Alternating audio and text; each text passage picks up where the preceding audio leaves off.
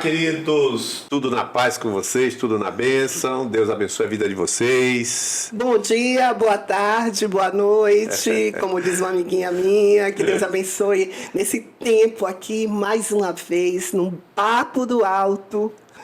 Para meditar na palavra de Deus, conversar sobre os personagens bíblicos, os assuntos bíblicos, dentro do tema Vivendo os processos de Deus. A gente olhar nesses personagens com esse olhar do processo de Deus na vida deles, de transformação. E nós queremos dar continuidade àqueles outros episódios que nós fizemos, né? E vou lembrar, antes de mais nada, a você que nós temos algumas literaturas que a gente utiliza aqui na comunidade videira, por Evangelho Simples, aquele que retrata, na verdade, aquilo que a gente vivencia, né? Recentemente, alguém que foi batizado, né? Aí estava lendo, estava num tempo de mesa com a gente, e aí eu nem uso essa expressão, né? Tempo de mesa. É um tempo de comunhão. De comunhão. Mas era na mesa. E ele falou assim, isso aqui está no livro, isso aqui está no livro. E todo empolgado dizendo que está no livro. E está no livro mesmo, porque a gente está aqui para praticar a palavra de Deus, né? Então, aqui tem Carta aos Romanos, que também é fruto dos nossos estudos, né? Das conexões, mas, sobretudo, o livro 40 Dias com Jesus. Esse livro é uma meditação. Fala um pouco desse livro, qual é o objetivo, Fernanda? Esse livro também foi produzido para os pequenos grupos. O tema dele é Jesus, todo ele. É uma jornada de 40 dias com Jesus. É um livro que, meu Deus, edifica demais. Muita gente já foi ganha para Jesus. Eu recebo testemunho, né? E tem pessoas que usam esse livro como um devocional diário, né? Todos os dias está ali meditando nessa vida perfeita. E tem gente me passando alguns testemunhos de conversão com esse livro aqui. Lembrando que todos esses livros aqui, nenhum deles é para meu ministério, porque eu não tenho ministério. O ministério é do Senhor, né? Mas isso aqui é tudo para o sertão. Qualquer contribuição, qualquer oferta, enfim, é para o sertão. E em breve a gente está lançando o volume 2. Explica aí, Fernanda, isso aqui é a capa de quê? Qual é a estação? Essa aí é outono, esse é um outono no Alasca. Essa pessoa que está aqui na capa é o próprio autor do livro. E nós vamos estar lançando agora o volume 2, que é o verão. Verão, depois o 3, primavera e inverno. Se Deus quiser. Se Deus permitir. Bom, vamos lá, né, Fernanda? Começar hoje, agora já saindo do Antigo Testamento, entramos no Novo Testamento, né? Isso. Parece que é bem diferente a transformação, digamos, processada e o alvo desse processamento em relação aos personagens do Antigo Testamento. Por exemplo, José, a gente conheceu a história dele, está ali muito relatada nas Escrituras, que toda a transformação para um propósito de um governo e de preservação da família de onde Jesus descenderia. Isso. Esse era o propósito de todo o processo que José viveu. E todos os personagens do Antigo Testamento são personagens que, evidente, foram transformados, tiveram seu processo, porque não tem ninguém que anda com Deus que não é transformado. Que não seja transformado. Não existe isso. E esse é o propósito de Deus, nos transformar. Todos nós andou com Deus, não tem como sofrer um processo de transformação. No caso do Antigo Testamento, eram duas pautas, né? Você vai ver no Antigo Testamento. Primeiro, o propósito de realização. Segundo, os mandamentos, estatutos, preceitos e ordenanças, que a palavra de Deus fala em Deuteronômio, Salmo 119. E fala em Gênesis 18, verso 19, que fala que eu não ocultarei ao Abraão o que faço, visto que ele será... Aí ordenará a sua família nos meus estatutos, preceitos, ordenanças, tudo isso aí.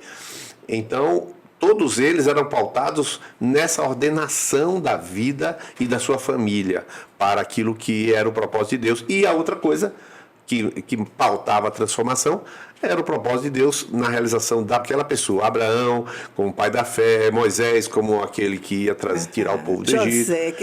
Jacó, que foi mudado de Jacó para Israel. Para ser patriarca da nação. Né? Tomou o nome da nação. Da nação, A partir da vida de Jacó, começou a se chamar de Israel, aquele povo. É coisa mais linda, meu Deus. Eu ia falar assim, o coitado do Jó, mas ninguém é coitado, né? Ninguém é coitado. O sofredor do Jó, para nos ensinar, a Bíblia diz em Romanos 15:4, tudo que antes foi escrito, para o nosso ensino foi escrito. Então está acontecendo ali em Jó uma lição. Jó é uma espécie de laboratório para nós né, para todos os que na posteridade iriam crer em Deus.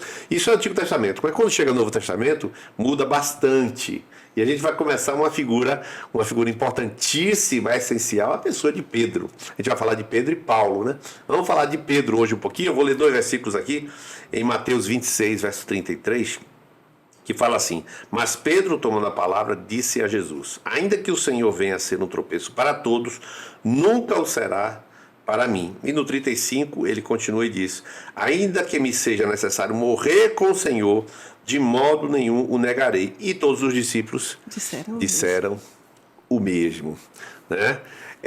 Assim a gente queria começar com Pedro, pensando algumas coisas sobre este apóstolo e o que se revela nas muitas passagens acerca de Pedro. Quem era Pedro? Quem era Pedro? É interessante que a gente consegue fazer assim, um estudo dos temperamentos a partir dos comportamentos. Aliás, é comportamento mesmo. Temperamento, a gente consegue assim, identificar os temperamentos de alguns discípulos que ficam bem assim, evidente. E Pedro é uma desses personagens que a gente consegue identificar o temperamento dele. E quando ele age segundo essa naturalidade, que temperamento é natural, não é espiritual, enquanto ele age, o quanto...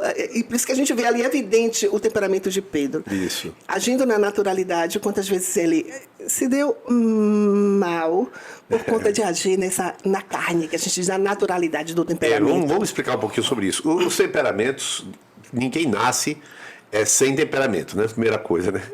Ninguém muda o temperamento também. E ninguém escolhe o temperamento também. Essas frases são sintéticas, se você tiver dúvida, depois você pesquisa, né? Mas é isso aí. Ninguém nasce sem temperamento, ninguém escolhe o temperamento e ninguém muda o temperamento. Tem gente que diz, eu mudei meu temperamento. Não existe isso. Não. Existe uma transformação, um amadurecimento, que acontece com todo mundo. Porque a personalidade da pessoa não é só temperamento. O que é a personalidade? É a composição do temperamento, mais o caráter. O caráter, que são as suas experiências de vida. Isso. É como disse aquele Gasset e Ortega. Né? Eu sou eu e as minhas circunstâncias. Isso. Eu e as minhas circunstâncias me constituem. Me constituem. Então, portanto, o temperamento não é você. Você tem o seu temperamento, mas você é o temperamento, mas o caráter. Né? E evidentemente que se for para a Bíblia, a gente vai falar que todo mundo, alguns dizem assim, eu tenho um corpo, eu sou um espírito, possuo uma alma e habito num corpo. Isso aí é errado, né? É errado. E por mais que se diga, está errado. Nós somos alma. A Bíblia diz que o homem foi feito alma vivente. Ele foi soprado o espírito da parte de Deus, o corpo era barro. Quando soprou, o homem foi feito nefesh, alma vivente. Na alma está o quê? A mente, a vontade e as emoções. E ali na alma está o temperamento, que é a característica particular de cada pessoa. E Pedro... Você falou temperamento, o que quis? O que você tem que dizer de Pedro e o temperamento de Pedro? Pedro é o que a gente diz que é um temperamento sanguíneo. E as características estão ali, né? E a primeira que aparece em Pedro é a impulsividade, né? Que é uma característica de um temperamento sanguíneo. Ou influente, segundo outros estudos. Né? Existem também aquela teoria de Myers-Briggs, né, que fala dos 16 perfis psicológicos, mas por baixo está sempre a teoria dos 4 temperamentos, né? Mas vamos lá. Então a gente vê o que é uma extroversão, uma intuição, um pensamento e um julgamento. Isso é Pedro nesse outro perfil. Né? Isso a gente fica muito claro. Porque o sanguíneo, sabe aquela pessoa que diz assim, a minha vida é um livro aberto. Esse é o sanguíneo. Você conhece mais fácil exatamente por ser um livro aberto. Mas isso não é transformação. Não, e nem é coisa de Deus, não é de Jesus isso. E também não é a coisa que ela se trabalhou, aquela pessoa se trabalhou. Tá vendo que eu sou assim, que eu não escolho nada? E nem nada. Espiritual. Você escolhe porque você nasceu assim. É um temperamento. E precisa ser transformado. E aí eu vou fazer alguns comentários sobre essa questão do temperamento. Tem características de temperamento que são muito boas e parecem paralelas à espiritualidade. Sim. Tem características dos 4 temperamentos que são ruins, negativas, e elas parecem opostas à santidade. Né? Por exemplo, a ira. Cada temperamento tem uma expressão de ira diferente. Então, na expressão da ira, no manuseio desse timo, né? desse elemento, vamos falar de linguagem mais simples, desse elemento de ira, cada um desse manuseio, cada um desses elementos é que define justamente a oposição à santidade. E uns temperamentos vão ter mais dificuldade de lidar com a ira e a santidade, e outros vão ter mais dificuldade por exemplo, de lidar com a relacionalidade, a expressividade e a santidade. Para uns, expressividade é natural, para outros será literalmente espiritual, porque ele não nasceu com expressividade, nem com extroversão, nem com nada dessa dedicação e outra coisa, não ao existe um temperamento melhor do que o outro. Todos eles têm pontos positivos e todos eles têm pontos negativos.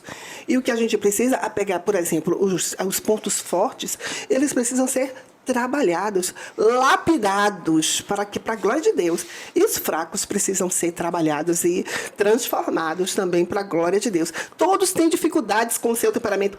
Todos. Não tem esse aqui já está formado. Nenhum deles. Nenhum. Porque tudo é naturalidade, não é Espírito Santo. Vamos trabalhar, vamos fazer o seguinte, vamos imaginar que só existe um temperamento. São 4, claro, mas um temperamento só, que é o temperamento de Pedro. Só para você entender. Aí você vai ver na história de Pedro, as ações de Pedro, que não são ações espirituais. Só vou passar por elas, para você entender. Vamos pegar, por exemplo, Mateus 14, 28, que fala que Pedro, está todo mundo no barco, Jesus está vindo por cima da água, e aí está todo mundo com medo, Mas quem é que se joga para fora do barco? Eu quero! Quem é? Seu Senhor, eu vou, me mande que eu vou. Não é o melancólico, não é o flemático, não é o colérico, quem é? O sanguíneo, né? Eu quero. Se joga lá na frente. Nem pensou. Nem pensou, porque na hora que ele foi pensar, o que ele estava fazendo, afundou. Então, aquela iniciativa não é espiritual, pessoal. Aquela é iniciativa do temperamento, do homem, a gente chamaria na linguagem de Paulo homem carnal, mas depois a gente fala sobre homem carnal. Sobre naturalidade. Homem natural, aquela pessoa que ele é. Quer ver outro episódio? Jesus chama os 3 discípulos lá para o Monte da Transfiguração. Aí eles estão lá conversando com Moisés, Jesus está conversando com Moisés e Elias, e ele fala assim, aí ele ficaria calado, não é natural, fica calado, fica assistindo. Aproveitando aquele momento. Pega um pendrive, grava aquela conversa, filma no celular. Mas não, ele vai se meter, né? Senhor, quer que a gente faça 3 cabanas, uma para ti, Moisés e ele? Olha que brilhante intervenção do temperamento, né? É sempre Pedrão que está saindo do espiritual e natural. Não é saindo não, pessoal. Ele está no natural. Ele não saiu do espiritual. Ele está no natural mesmo. E também quando Jesus foi preso, né? É Pedro quem pega a espada e corta. Ele não vai acertar a orelha direita do cara, não. Tchá! Ele foi cortar, cara. Ele não sabia nem manejar o facão direito. E uma espada direita, ele não sabia manejar. Ele sabia pescar. Sabia pescar. Ele somente jogou aquela espada e acertou a orelha. Misericórdia de Deus para com aquele mal, que só decepou a orelha direita e Jesus foi lá e curou. Já pensou o trabalho que ia dar para Jesus colar a cabeça? Não ia dar problema. Olha que não, interessante. Ia dar a mesma coisa. Olha que interessante. Ele toma esse impulso de defender Jesus e os apóstolos, amigos dele, tomou aquele impulso, pegou a espada. Foi o único que usou a espada. Mas pouquinho tempo depois, uma criada chega para ele, você é um deles, não conhece esse homem. Cadê aquela coragem que pegou a espada e decepou, que queria matar a pessoa? Na mesma hora que você vê com um puro impulso de defesa do povo, porque logo depois, pouco tempo depois, se acovardou e disse, não conheço esse homem. Não conheço esse homem. E interessante que... Não de vida, não tinha risco de nada naquele momento. A iniciativa que ele teve para seguir Jesus, João já estava dentro daquele lugar da casa do sumo sacerdote. E João foi que falou com a criada, ou seja, João estava lá dentro, não tinha problema nenhum. Qual é o temperamento de João? Não importa, não estamos estudando João. Mas João entrou sem criar nenhum problema. Lá vai Pedro, no seu temperamento, tentar entrar. E o que aconteceu com o seu temperamento, na sua naturalidade, entenda, não é temperamento, é naturalidade. Na sua naturalidade, o que aconteceu? Xingou, e aí o galo canta, né? Lembrar que foi ele que Jesus, né, ele recebe uma revelação, que foi a única vez que você vê claramente que ele agiu fora do temperamento da naturalidade, estava no espírito. Né? No espírito não, ele estava revelado. Recebeu uma revelação. Ele recebeu uma revelação. Aí ele logo depois daquilo, ele chega a Jesus, não. Jesus, o senhor não está bem hoje. O senhor acordou mal hoje, sobe, né? sobe e desce. Porque é do próprio sanguíneo. Né? Outra coisa, na ressurreição, quando Madalena chega, chega, o Senhor ressuscitou, o corpo não está lá. E ele sai correndo junto com João. Interessante que João, quando chega lá no túmulo, João para na porta do túmulo e Pedro entra desembestado no túmulo. Está relatado isso. Está relatado. João para e ele entra desembestado para ver se realmente tinha acontecido aquilo. Interessante também aquela passagem que o Senhor fala, que Pedro fala com... Tem a parte do mancebo de qualidade que chama, né? Aquele jovem rico. Aquele jovem. E logo que acaba aquilo ali, Pedro faz uma pergunta bem legal. Ele chega para Jesus e fala assim: e nós que deixamos tudo e seguimos o Senhor, será, pois... O que será por de nós? Quanto é que a gente vai ganhar mesmo? Porque o senhor não assinou carteira, a gente está seguindo e o senhor não assinou nossa carteira. Então, assim, tem muita característica de um homem natural. E aí, vamos pegar o último. Isso, assim... O último é aquele da pesca. Afinal de tudo. Que decepção. Pessoal, bora pescar. Vamos pescar. Foi ideia de Pedro. É a ideia de Pedro. E o pessoal seguia. Lá João 21. Então, o que você vê? Não, mas só um detalhezinho. Né? Que Pedro, gente, era um dos... assim, mais achegados a Jesus. Todo esse temperamento, toda essa impulsividade, não importa.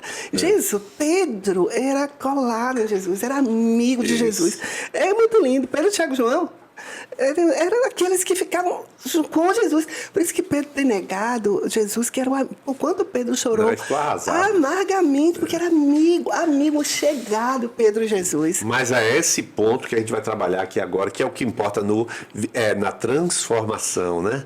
Vivendo os processos de Deus. Qual era o processo de Deus e qual é o processo de Deus em todas as pessoas que decidem, que o Senhor chama, que decidem seguir Jesus, que firmam o compromisso de seguir Jesus. Qual é o processo de Deus? Com todos. É o processo do quebrantamento. Todos passarão pelo processo do quebrantamento. Todos. Vamos dar alguns exemplos? Uma pessoa que é extremamente rígida, cheia de razões, e quando alguém a ofende, o que essa pessoa tem? Essa pessoa, né, no caso, já não falei de temperamento, ela é rígida. E alguém errou com ela, a maior dificuldade dela é perdoar porque ela tem razão. Ela está certa. Ela está certa. Se ela está certa, ela não vai perdoar, porque o outro está errado. Então, o que acontece com essa pessoa? Essa pessoa está firmada no seu natural. Ela não está firmada no que a Bíblia diz. Das suas verdades. Enquanto que tem outros que falam assim: não, rapaz, eu não guardo mágoa de ninguém. Pra mim tá tudo certo. Eu perdoo com a maior facilidade. Parece espiritual. Mas não é naturalidade. Eu esqueço rápido, perdão, esqueço. Isso é naturalidade. Natural. Não é Espírito Santo agindo. Então, no caso desses dois casos, desse exemplo da dificuldade de perdão, o que vai acontecer com essa pessoa que tem a dificuldade de perdoar? Ela vai precisar de um quebramento, que a Bíblia chama de quebrantamento. Para quê? Para que a força do natural seja quebrada. Uma coisa que eu estava vendo na vida de Pedro, ele negou Jesus 3 vezes. E foi terrível, aquela experiência para ele terrível. E a ponto dele ter desistido, que ele disse: vamos pescar. E quando Jesus aparece ali na praia, ressurreto, e Jesus disse: venham, né, passear aqui comigo. E Jesus pergunta para Pedro 3 vezes: tu me amas? Tu me amas, tu me amas. A terceira ele se entristeceu. Olha, Jesus estava lembrando a ele aonde ele caiu, porque está lá, lembra-te de onde caíste. Aquele quebrantamento de Pedro, que foi ali que Pedro não podia nunca esquecer de onde ele veio. E na experiência de Atos 10, quando ele estava lá orando, jejuando, e desceu o lençol, aí ele teve aquela visão como se o lençol descesse. Isso. E aquilo aconteceu 3 vezes. É toda hora Deus lembrando: lembra-te de onde você veio, para ele se manter quebrantado. Olha quem você é. Não esqueça nunca de onde você veio. Paulo fala sobre isso. A gente vai falar de Paulo depois, né? Que ele tá sempre lembrando do que ele era, do que aconteceu com ele. O livro de Atos conta 3 vezes o testemunho de Paulo, de como ele foi derrubado com a luz e foi quebrado e ficou cego ali. E Pedro é lembrado todo o tempo: mantenha-se quebrantado, mantenha-se quebrantado. E essa experiência 3 vezes, toda hora, olha assim: Senhor, me tenha misericórdia de mim. Agora, que interessante, eu vou pegar esse gancho seu aí e falar o seguinte: quando você chega no Novo Testamento, é que você vai ver: tomai sobre vós o meu jugo, não é o jugo da lei, Jesus não está falando para tomar o jugo da lei, tomar o meu jugo e aprenda de mim que sou manso e humilde de coração. Ou seja, agora houve uma mudança no processo para você tomar o jugo de Jesus e aprender de Jesus. A humildade é um valor que no Antigo Testamento, explicitamente na lei, não tem a humildade como elemento essencial. Mas quando você chega no Novo Testamento, Pedro, eu vou quebrar você. Pedro, eu vou quebrar você. Pedro, eu vou quebrantar você.